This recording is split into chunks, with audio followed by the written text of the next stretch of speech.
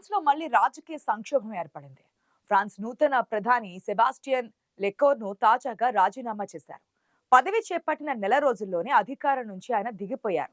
గత నెల జాతీయ అసెంబ్లీలో జరిగిన విశ్వాస పరీక్షలో ప్రధాని ఫ్రాంకోయిస్ బేరో ఓడిపోవడంతో సెబాస్టియన్ ను తదుపరి ప్రధానిగా అధ్యక్షుడు ఎమాన్యుయల్ మేక్రన్ నియమించారు.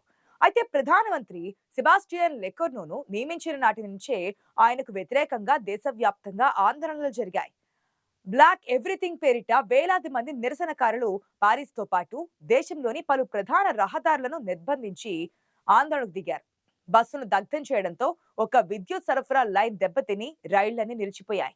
పరిస్థితిని అదుపు చేసేందుకు 80,000 మందికి పైగా పోలీసులను మోహరించింది ఫ్రెంచ్ ప్రభుత్వం. ప్రధాని బాధ్యతలు చేపట్టిన సెబాస్టియన్ రాజకీయ పార్టీలతో వారాల తరబడి సంప్రదింపులు జరిపిన అనంతరం తన మంత్రివర్గాన్ని కూడా ఏర్పాటు చేసి తొలి సమావేశం నిర్వహించారని అనుకున్నారు. అయితే లోపల ఏం జరిగిందో కానీ మంత్రివర్గాన్ని నియమించిన గంటల వ్యవధిలోనే ప్రధాని సెబాస్టియన్ రాజీనామా చేయడం ప్రస్తుతం సంచలనంగా మారింది. ఆయన రాజీనామాను అధ్యక్షుడు మాక్రాన్ ఆమోదించినట్లుగా తెలుస్తోంది. కాగా గత రెండేళ్లలో ఫ్రాన్స్ లో 2 సార్లు తాత్కాలిక ప్రభుత్వం ఏర్పడింది. ఫ్రాన్స్ పార్లమెంట్ లో ప్రధాని విషయంలో భిన్నాభిప్రాయాలు వ్యక్తమవుతున్నాయి. దీంతో ప్రధాని నియామకం మేక్రాన్ కు పెద్ద తలనొప్పిగా మారింది.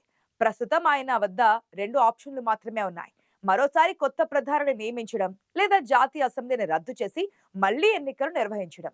గత 2 ఏళ్ల నుంచి ఇదే సమస్య వస్తున్నా ఎన్నికలు నిర్వహించేందుకు మాత్రం దేశ అధ్యక్షుడు మేక్రాన్ ఇష్టపడడం లేదు. ఒకవేళ ఈసారి ఎన్నికలకు వెళ్తే ప్రభుత్వాన్ని రద్దు చేసిన 29 నుంచి 49 రోజుల మధ్య ఎన్నికలు నిర్వహించాల్సి ఉంటుంది. అత్యధిక సీట్లు గెలిచిన పార్టీ నుంచి ప్రధాని వ్యక్తిని అధ్యక్షుడు నియమిస్తారు. అయితే ఇక్కడే మరో విషయం చెప్పుకోవాల్సింది ఉందంటున్నారు పరిశీలకులు. అదేంటంటే తీరిగ్గా కూర్చొని సమస్యలు తెచ్చుకోవడం, ఉన్న వాటిని పెంచుకోవడం విషయంలో ఫ్రాన్స్ అధ్యక్షుడు మైక్రాన్ కు ఎవరూ సాటిరారు. తనను తాను అతిగా అంచనా వేసుకొని ఆయన తీసుకున్న వరుస నిర్ణయాలు ఫ్రాన్స్ ను నిలువుగా ముంచేస్తున్నాయి. ఇప్పుడు లెకోర్ను కేబినెట్ ఏర్పాటు ప్రయత్నంలో మేక్రాన్ తలదూర్చి తన అనుయాయులకు పదవులు ఇప్పించేందుకు ప్రయత్నించారు. పైగా లెకోర్న్ కేబినెట్ ఎంపికపై రాజకీయ వర్గాల్లో తీవ్ర విమర్శలు వ్యక్తమయ్యాయి. ముఖ్యంగా మాజీ ఆర్థిక మంత్రి బ్రూనో లైమెర్ ను రక్షణ మంత్రిగా తిరిగి తీసుకోవాలనే ఆయన నిర్ణయంపై పలువురు ఆగ్రహం వ్యక్తం చేశారు. ఇతర కీలక పదవుల్లో పెద్దగా మార్పులు ప్రకటించలేదు. బ్రూనో రిటైల్ అంతర్గత మంత్రిగా పోలీసింగ్ మరియు అంతర్గత భద్రతా బాధ్యతలను చేపట్టారు. జీన్ నోయెల్ బారోట్ విదేశాంగ మంత్రిగా కొనసాగుతుండగా జెరాల్డ్ డార్మనిన్ న్యాయ మంత్రిత్వ శాఖను నిర్వహిస్తున్నారు. దీంతో కూటమిలోని ఇతర పక్షాల అసంతృప్తి తారాస్థాయికి చేరుకుంది. లెకోర్ను ప్రవేశపెట్టనున్న బడ్జెట్ కు మద్దతునియబోమని అవిశ్వాస తీర్మానం తెస్తామని ఒత్తిడి చేయడంతో విసిగిపోయినటువంటి లెకోర్ను రాజీనామా బాట ఎంచుకున్నారు. ఎందుకంటే మరో 2 నెలల్లో బడ్జెట్ ఆమోదించకపోతే గనుక దేశం దివాలా తీసే స్థితిలో పడబోతుందని విశ్లేషకులు అభిప్రాయపడుతున్నారు. మరి ఇప్పుడేం చేయాలన్నది మైక్రాన్ కు సైతం బోధపడడం లేదుట. 5 ఏళ్ల క్రితం వచ్చిన కరోనా మహమ్మారి కాటేయక ముందు యూరప్ లో జర్మనీ తర్వాత 2వ అతిపెద్ద ఆర్థిక వ్యవస్థగా ఫ్రాన్స్ ఎదిగింది. అలాంటిది ఆ తర్వాత ఫ్రాన్స్ ఆర్థిక పరిస్థితి పల్టీలు కొట్టడం ప్రారంభించింది. ప్రస్తుతానికి వస్తే ఇప్పటికే బడ్జెట్ సమస్యలు, యుక్రెయిన్ యుద్ధం, గాజా పరిస్థితి, అమెరికా అధ్యక్షుని విధానాల్లో గందరగోళం, స్వదేశంలో ఆందోళనల కారణంగా ఫ్రాన్స్ అనేక సవాళ్లను ఎదుర్కొంటోంది. ఇదే సమయంలో తాజాగా మరొకసారి ప్రధానమంత్రి రాజీనామాతో ఫ్రాన్స్ లో అనిశ్చితి రాజ్యమేలనుందని విశ్లేషకులు భావిస్తున్నారు. సాటి దేశం జర్మనీ ఏదో రకంగా నిలదొక్కునే ప్రయత్నం చేస్తుంటే ఫ్రాన్స్ మాత్రం గుడ్లు తేలేస్తోంది. పాలన అసాధ్యమైన స్థితికి చేరుకుంది.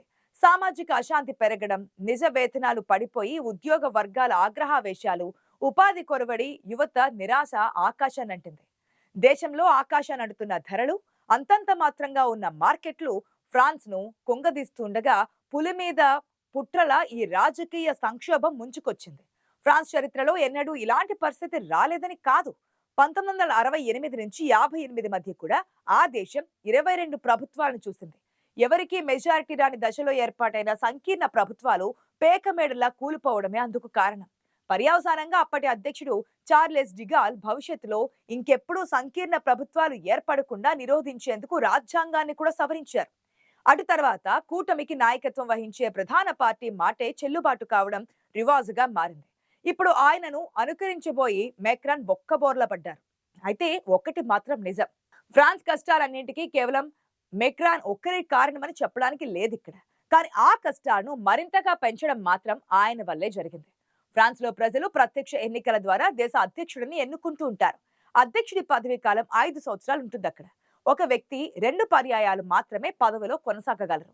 దేశంలో ప్రధానమంత్రి నియామకంలో ప్రజలకు ప్రత్యక్ష భాగస్వామ్యం లేదు. ప్రధానమంత్రిని ఎన్నుకునే అధికారం అధ్యక్షుడికి ఉంటుంది. అయితే ఎన్నికైన ప్రధానమంత్రి ప్రతినిధుల సభ విశ్వాసాన్ని పొందాల్సి ఉంటుంది. ఫ్రెంచ్ జాతీయ అసెంబ్లీలో మొత్తం 577 సీట్లున్నాయి. ప్రతి 5 ఏళ్లకు ఒకసారి దేశం ఎన్నికలు జరుగుతూ ఉంటాయి. జాతీయ అసెంబ్లీలో మెజారిటీ సభ్యులు ప్రధానమంత్రికి వ్యతిరేకంగా మారితే ఆయన తన పదవికి రాజీనామా చేయవలసి వస్తోంది. అందుకే ఫ్రాన్స్ సభలో మెజారిటీ ఉన్న పార్టీ వ్యక్తిని ప్రధానమంత్రిగా నియమిస్తుంటారు. ఫ్రెంచ్ జాతీయ అసెంబ్లీలో మెజారిటీకి 279 సీట్లు అవసరం. చాలా మంది నాయకులు తరచుగా సంకీర్ణాల ద్వారా ఫ్రాన్స్ లో ప్రధానమంత్రులయ్యారు. 577 మంది సభ్యులుండే దిగువ సభ అసెంబ్లీ నేషనల్లో పాలక పక్షంగా అవతరించారంటే కనీసం 289 మంది మద్దతు అవసరం ఉంటుంది.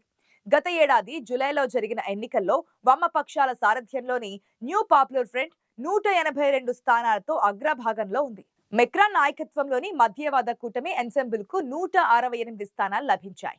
వలసలను వ్యతిరేకించే తీవ్ర మిత్రవాద పక్షమైన నేషనల్ ర్యాలీ ఆర్ఎన్ 143 సీట్లతో సరిపెట్టుకుంది. తొలి దశలో అందరికన్నా అత్యధిక శాతం ఓట్లు రాబట్టిన ఆర్ఎన్ ను అధికారంలోకి రానియకుండా రెండో దశలో వామపక్ష మధ్యవాద పార్టీలు అనుసరించిన సర్దుబాటు వ్యూహం ఫలించింది. కానీ ప్రభుత్వ ఏర్పాటులో మేక్రాన్ దీన్ని విస్మరించారు. తన విధానాలను వ్యతిరేకించే వామపక్షాలకు అధికారం అప్పగించరాదన్న కృత నిశ్చయంతో మధ్యవాద పక్షాలతో ప్రయోగాలు మొదలుపెట్టారు. పర్యవసానంగా ఏడాదిలో 3 ప్రధానులు వచ్చారు. పార్లమెంట్ రద్దు చేయొద్దని అందరూ ఇచ్చిన సలహాను గత సంవత్సరం మేక్రాన్ బేఖాతరు చేశారు. ఎన్నికల తర్వాత మధ్యవాద పక్షాలు పుంజుకుంటాయని, అప్పుడు తానని అనుకున్న రీతిలో పెన్షన్ల కోత, సంపన్నులకు రాయితీలు, ప్రభుత్వ వ్యయం అదుపు లాంటివి అమలు చేయొచ్చని ఆయన భావించారు. కానీ వాస్తవానికి అలా జరగలేదు. అక్కడ తన ఆశలన్నీ అడియాశలుగా మారిపోయాయి. ఇప్పుడు చూస్తే నిజంగానే పార్లమెంట్ రద్దు చేయక తప్పని స్థితి ఏర్పడింది. పోని అలా చేస్తే ఏమైనా సర్దుకుంటుందా అంటే అది లేదు. ఆర్ఎన్ పార్టీ ప్రభుత్వాన్ని ఏర్పరిచే స్థాయికి పుంజుకుంటే దాని ప్రభావం 2027లో జరిగే అధ్యక్ష ఎన్నికలపై పడుతుందని మేక్రాన్ భావిస్తున్నారు. అంటే తన పదవికి రానున్న ముప్పు తనలో ఆందోళన రేకెత్తిస్తోంది. తక్షణ కర్తవ్యమైన బడ్జెట్ ఆమోదానికి తీసుకోవాల్సిన తదుపరి చర్యలపై ఆయనలో స్పష్టత కొరవడింది. మొత్తంగా చూస్తే ఫ్రాన్స్ కింకర్తవ్యం ఏంటో బోధపడని పరిస్థితిలో పడింది. దేశంలో మెక్రాన్పై రాజకీయ ఒత్తిడి పెరిగిందని విశ్లేషకులు అభిప్రాయం వ్యక్తం చేస్తున్నారు.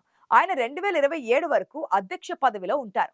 ప్రస్తుతం మెక్రాన్ ముందు ఒక్కటే దారి ఉందని, ప్రధానమంత్రి పదవిని సభలో అతిపెద్ద పార్టీ, ప్రస్తుతం ప్రధాన ప్రతిపక్ష పార్టీ అయిన ది ర్యాలీ గ్రూప్ నాయకుడికి అప్పగించాల్సి రావచ్చని చెబుతున్నారు. ర్యాలీ గ్రూప్ సంకీర్ణానికి 300 మందికి పైగా ఎంపీల మద్దతు ఉంది. ఇదే జరిగితే మెక్రాన్ కు పెద్ద రాజకీయ దెబ్బగా మారుతుందని అంటున్నారు. ఇదే సమయంలో ర్యాలీ గ్రూప్ పార్లమెంటును రద్దు చేసి కొత్తగా ఎన్నికలు నిర్వహించాలని డిమాండ్ చేస్తోంది.